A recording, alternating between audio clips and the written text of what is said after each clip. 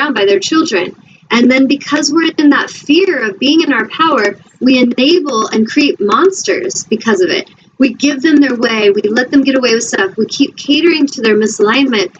And then one day it gets more and more intense. And then we're angry, like, how did that happen? It happened from a very slow and steady process of misalignment and catering to it. So if we want to actually be joyous creatures, and I feel I am a very joyous person. My soul is high vibration. I am a joyous woman. I love life to the fullest.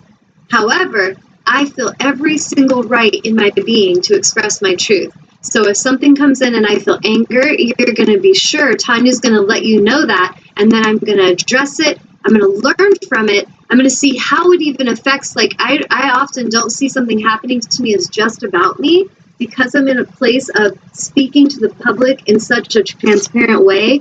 Often, if a betrayal or some energy of control comes in, like this enslaving energy that came, I go publicly and talk about it to bring bring basically the awareness to that energy, so that every soul in their own way that's going through it will see, whoa, look how she's handling that. She's actually speaking truth. She's in her power. She's not afraid. And look at, she's rising. How is she doing that? The reason I share that so truthfully is because that is what a leader of light does. We live authentically, we live transparently, we live powerfully, and we live truthfully. If you don't do that and you're trying to be a good spiritual person, and it means that you're not being honest and that you can't express your emotions, you're going to self-destruct. It's going to be a matter of time before the shit hits the fan and your life is going to be very out of balance. You may start to feel sickness in your body. Your relationships will start breaking down. And it's because we are not here to do that anymore. All this energy happening, all the shadow energy coming into our face is so that we'll look at it, we'll learn from it, and then we can clear it and release it. So my hope in this discussion today is to help each of you tune into that part of yourself. Stop blaming everybody else. Stop blaming your wife, stop blaming your husband, stop blaming your children, stop blaming your parents, stop blaming your government. Start looking in the mirror and start looking at where you need to live more authentically, where you need to be in your empowerment. There's, I don't know if Amnon has a way to play a song on this show or not, but if not, there's a song by Hoobastank called The First of Me. And I love this song. The song struck my soul to the core when I heard it for the first time. And it was at a time in my life where I really had to let some things go before I left my business and left my marriage. And it's all about being the first of me, not being the next to them. It's about living in your truth, living with power, living with freedom, and not being afraid, not being enslaved, not selling your soul for someone to turn you in a direction that they say you should go in. And this is so important for every one of us listening today. I don't care if you're 5 years old or if you're 80 years old, living your true, authentic alignment and living in that alignment is vital for your happiness. If you're living in a way where your parents are projecting control, you're going to do the best you can in those situations to say, hey, I don't agree with that. I was that kid. That doesn't make sense. I don't agree with that. That is out of alignment. I was speaking this since I was a little girl. And did I get punished for it? I did. And what needs to shift is the adults and the leaders that are out of alignment. We need to stop shaming our children. We need to stop shaming them for just being who they are, shaming them for being little girls, shaming them for being boys, shaming them for their sexuality, shaming them for everything, causing them to live in such fear that we are creating future generations of disease and destruction. So we need to really start looking at how are we participating in that, or are we participating in the shift? Am I going in the direction of continuing enslavement? Am I enslaving my clients? Am I enslaving my fiance? Am I enslaving my children? Or am I very consciously making sure that Tanya's in charge of Tanya, she expresses what she needs to say, and she encourages others to do the same, but I do not control them. I do not need to control them. They don't need to be like me. They don't need to look like me. They need to be them. That is the goal. The mission is that I feel when you're an aligned leader, you're here to lead others back to themselves. back to their alignment, back to their authenticity. We're not here to be clones of each other.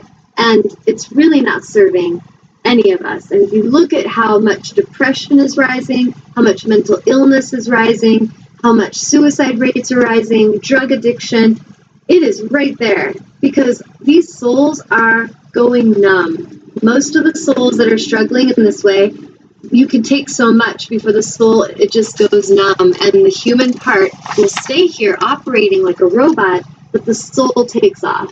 And I feel that if we're here to really do what each of us came to this planet to do, we need to come back and plug in and get back connected to source, go back online, turn out, activate all of our energies, speak our truth, feel our emotions, express them in a healthy way, move forward, and live joyously. That's what we're here for.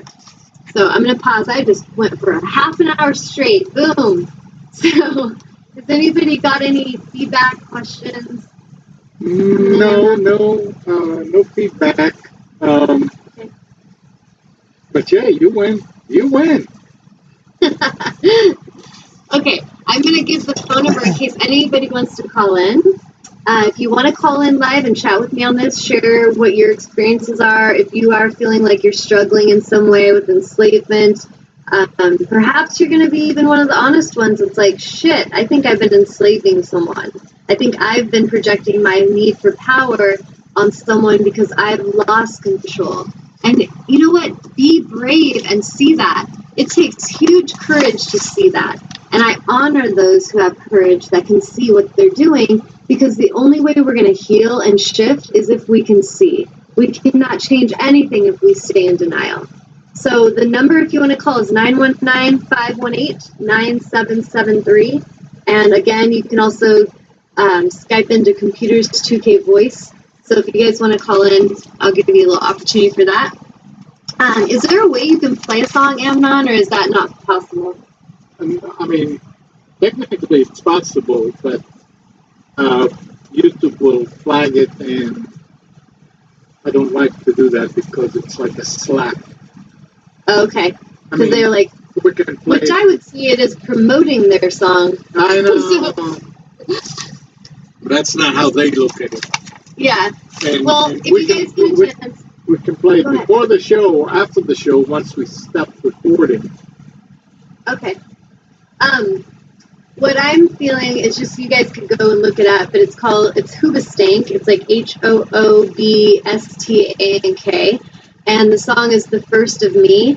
And I truly, like, when I meditate, I see myself one day walking out on a stage with thousands of people in the audience coming to get pumped up and be, come back into their liberation and their empowerment. Right. And I see myself walking out to that song. I think it's going to be Tanya's theme song. But it's awesome. And the point of it, though, is to really live authentically. And if you think about how often we are tempted to not do that, how from birth we are told to betray ourselves, to betray our own knowing, to betray our own feelings, our own guidance. And like, as a teacher, I was in yoga today, and I'm doing a yoga teacher training, and the same energy is coming up where I was expressing to my client, I'm not here to teach you to do yoga Tanya's way. And there's a lot of yoga teachers who really think that, who are like, you need to do it like me. You need to say it like this. You need to do it repeatedly like a robot, just like me. And it is ego. It is not empowerment. It is not freedom. It is not creation. And I feel like when we're the most happy is when we are in our alignment as a creator. And that is when we are expressing from our own inner self-knowing, our own inner truth, and our own intuition, inspiration. So as a yoga teacher, if I'm training teachers, there's going to be things I'm teaching them as Tanya. I'm teaching them, alignment. I'm teaching them how to express and how to find their way. But overall, the ultimate thing I'm teaching them is to listen to their own inner teacher, to realize that they have the inner knowing that is so strong and deep, and they need to start connecting with it. When I'm working with healing clients, they come to me for guidance and counsel, and I help them, but I empower them. I help them start asking questions to themselves. I help them to start looking deep and exploring their own inner knowingness, start to connect with their own truth, How do they express it in their own authentic way? They don't need to all become healers like Tanya to be authentic and empowered. I wouldn't even expect that. That would be crazy. When souls come, there may be one girl comes and she's going to be a writer one day, and she's going to find, a bug just flew in. She's going to find her way to express Spirit's truth in her through her writing. Someone else will find a way to do that through their music. Someone else will find a way to do that through dancing. Someone else may find a way to do that through like an internet show.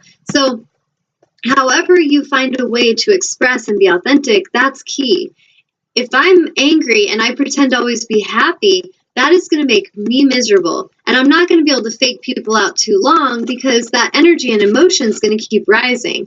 So people that watch me, they see probably 98% time Tanya is pretty happy, high vibration. But every now and then, some energy comes in to challenge and try to hook in my energy or try to control me, try to abuse or hurt someone close to me or myself.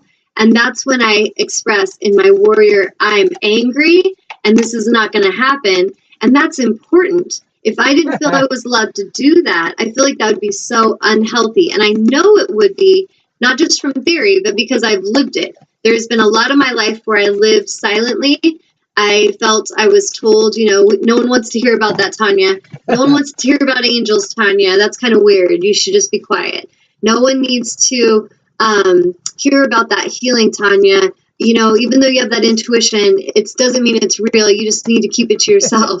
I have been controlled most of my journey, told that what I feel and what I know was wrong.